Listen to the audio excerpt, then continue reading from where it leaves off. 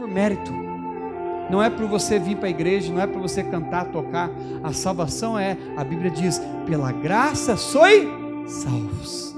Você é salvo pela graça de Deus. Mas a Bíblia vai dizer lá em Romanos 6:23, se não me falha a memória, que o salário do pecado é a morte, mas o dom gratuito de Deus é a salvação. Meu querido, o salário do pecado é a morte eterna, a passar no inferno.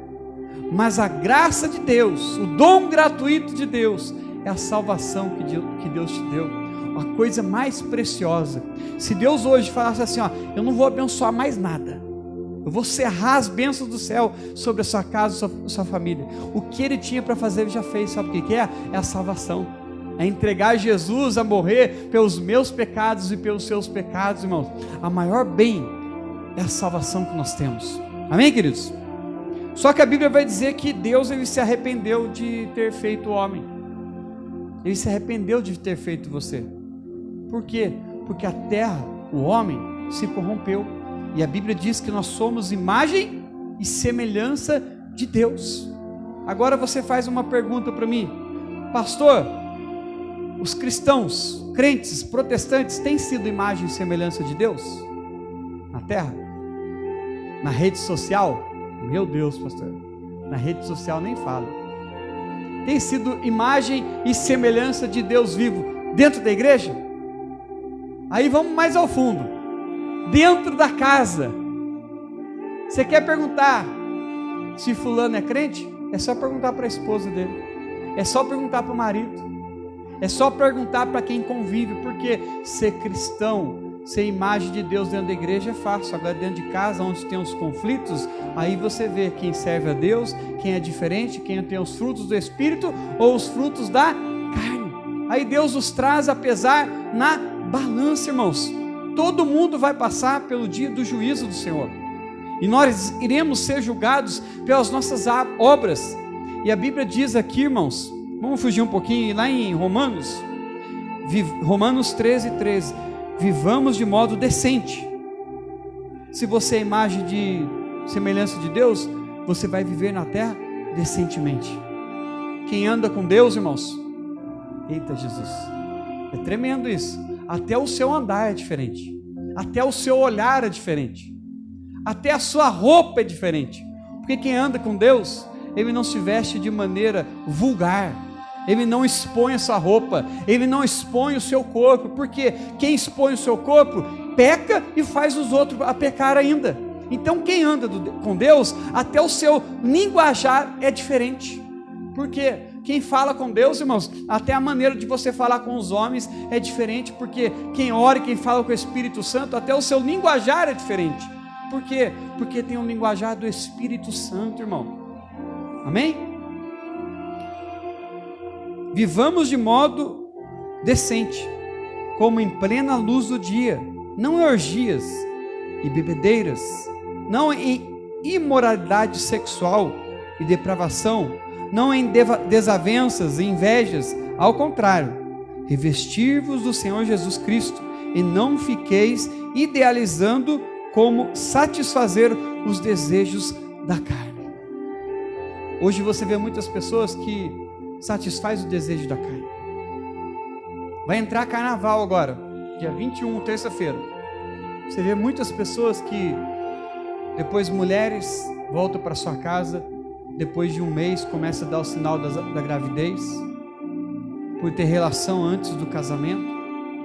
Você vê pessoas que parecem muitas AIDS depois do carnaval, muitas doenças DST, que não vou entrar em detalhes. Por quê? Porque o carnaval é a festa da carne. Se é a festa da carne, a carne ela adoece. Aí passa-se o carnaval, houve as obras da carne, e depois veio o peso da culpa, o peso da consciência. E a consciência, irmão, é só a pessoa e Deus que pode ter.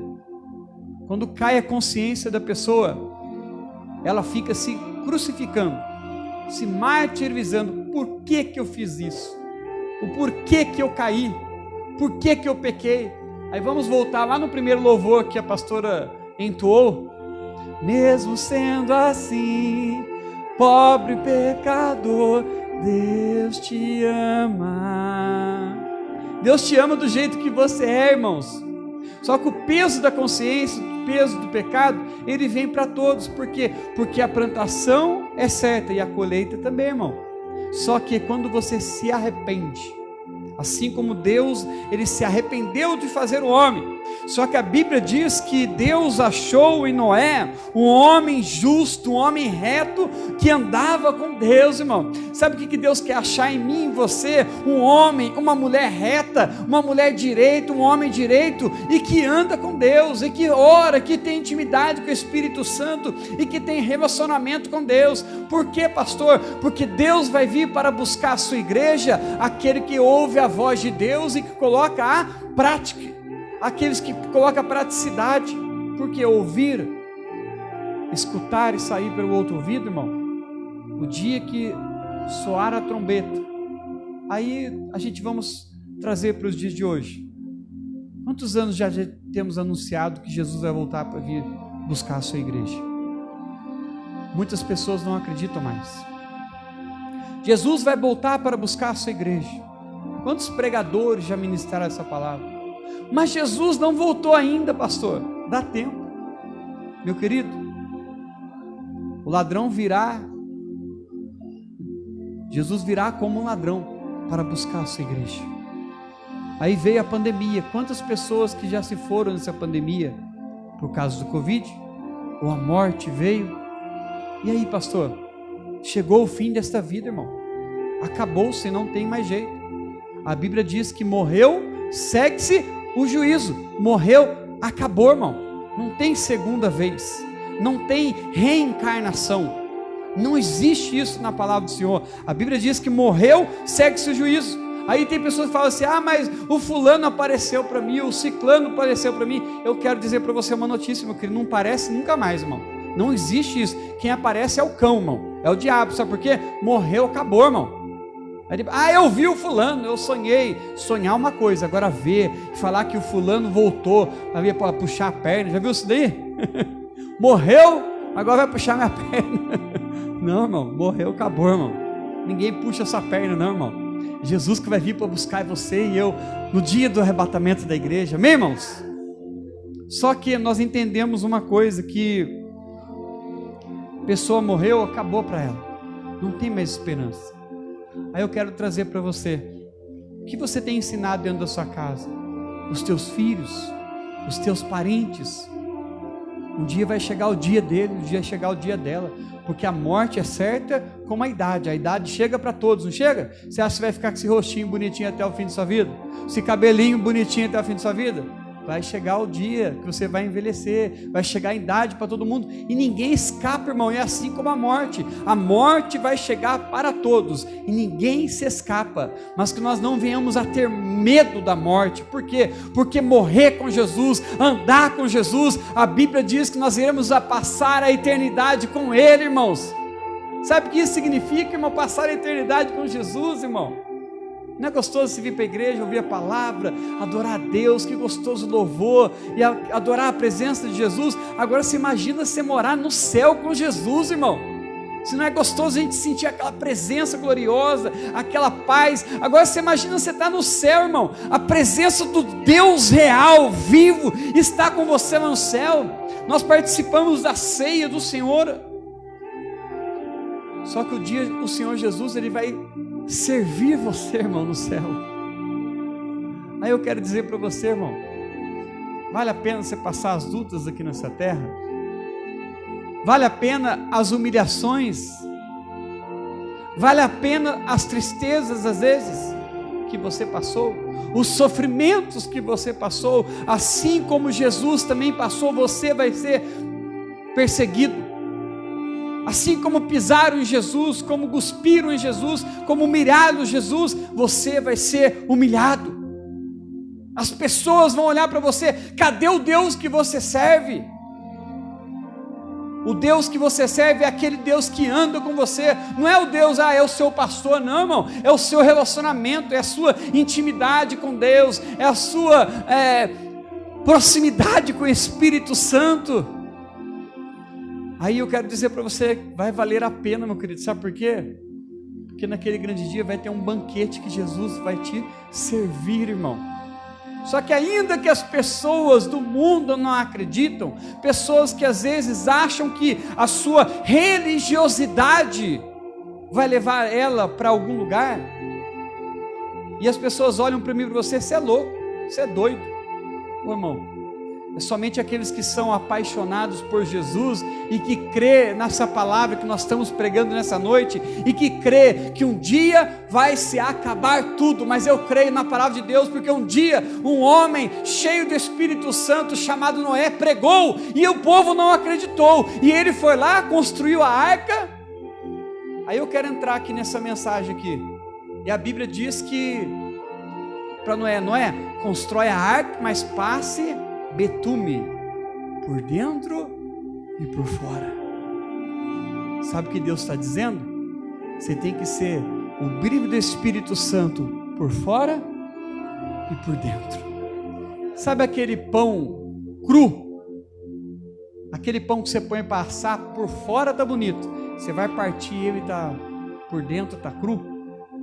Tem muitas pessoas que assim ainda estão. Por dentro é bonitinho, irmão. Por fora é bonitinho, mas por dentro é pão bolorento. Está cru. Deus quer que você passe betume por dentro e por fora. Sabe por quê? Porque a Bíblia diz sobre tudo o que se deve guardar, guarda o teu coração, aonde está dentro. Por quê? Porque não é aquilo que sai, não é o que entra, quer dizer, é o que sai da sua boca que é o pecado, irmão. Significa isso, você tem que passar betume por dentro de você e você está bonito por fora. Não adianta estar na igreja bonitinho, chegar em casa, bater na esposa, é bate-boca, é porfia, estar na igreja bonitinho e vai ali, e vai lá, e peca e erra. Não adianta, irmão. Jesus quer que você esteja bonito por fora e que você esteja bonito por dentro. Por quê, meu querido? Porque o que está dentro de você, nós somos chamados, feito tricotomia. O que é tricotomia, pastor? Nós somos feito corpo, alma e espírito. Tudo que você faz buscando a Deus em espírito, aqui é a sua alma, aqui é o seu corpo, aqui é a sua alma e aqui é o espírito. O que você fazer as obras da carne, o seu corpo, a sua alma, vai sentir angústia, sabe aquela tristeza, aquela solidão, aqueles momentos que você sente assim, meu Deus, cadê Deus? Eu não sei, um vazio dentro de mim. Por quê? Porque às vezes nós fazemos as obras da carne. Mas se você ser uma pessoa adoradora, é só louvor na sua casa, é adoração, você meditando na palavra, meu Deus, que palavra que foi pregada no domingo, meu Deus, que palavra que foi pregada na quarta-feira, e você ficar ruminando a palavra de Deus, e a sua vida ser uma vida de oração, uma vida com altar no Senhor, e de busca, e de palavra ali no seu coração, e você ruminar a palavra de Deus, a sua alma vai estar leve, tranquila. Mas se você e eu, meu querido, vivermos uma vida de pecado, eu tenho uma notícia para te dar, meu irmão. A Bíblia vai dizer lá em Gálatas 5,19: ora, as obras da carne são manifestas: imoralidade sexual, impureza e libertinagem, idólatras e feitiçarias, ódio, discórdia, ciúmes, ira, egoísmo, dissensões, facções, inveja, embriaguez, orgias e tudo quanto se pareça com essas perversidades, contra as quais vos advirto. Como já vos previne antes, os que as praticam não herdarão o reino de Deus.